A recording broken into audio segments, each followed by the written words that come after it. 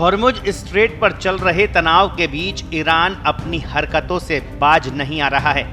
भारतीय जहाजों पर एक बार फिर से ईरान ने हमला किया है। पश्चिम एशिया में बढ़ते तनाव के बीच ईरान के कोस्ट गार्ड ने टोगो के झंडे वाले केमिकल ड्रग MT चिरोन को ओमान के शिनास बंदरगाह के पास रोक लिया। जहाज पर कुल 12 भारतीय नागरिक सवार थे। पेट्रोलियम मंत्रालय के अनुसार इंजेक्शन अन्य रोगियों के साथ आगे बढ़ रहा था। उसी समय ईरानी कोस्ट गार्ड ने उसे स्टेरॉइड और चेतावनी दी। इसके बाद जांच के लिए जहाज को नियंत्रण में ले लिया गया। मंत्रालय ने तुरंत स्पष्ट कर दिया कि इस घटना में किसी भी भारतीय क्रू सदस्य को कोई नुकसान न हो।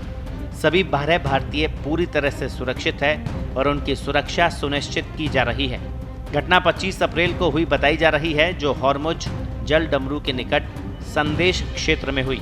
सरकार की ओर से जारी बयान में कहा गया कि समुद्र में भारतीय नाविकों की सुरक्षा सर्वोच्च प्राथमिकता है।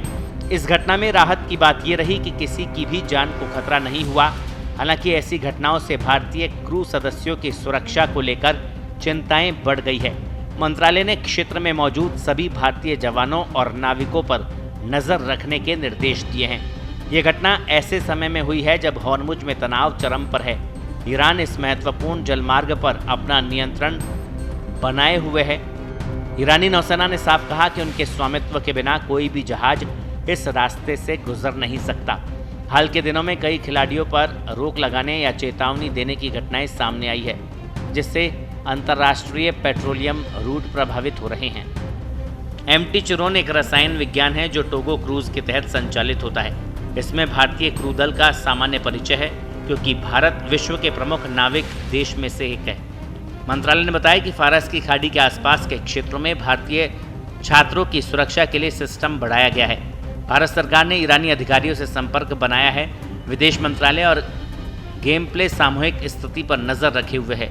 विशेषज्ञों का मानना है कि अमेरिका, इजराइल और ईरान के बीच बढ़ते तनाव का असर अब समुद्री मील पर भी पड़ रहा है। हॉर्मुज जल डमरू मध्य में विश्व के तेल व्यापार का करीब 20% हिस्सा समर्थित है। इसलिए यहाँ की कोई भी घटना वैश्विक अर्थव्यवस्था को प्रभावित कर सकती है। ब्यूरो रिपोर्ट, पत्रिका।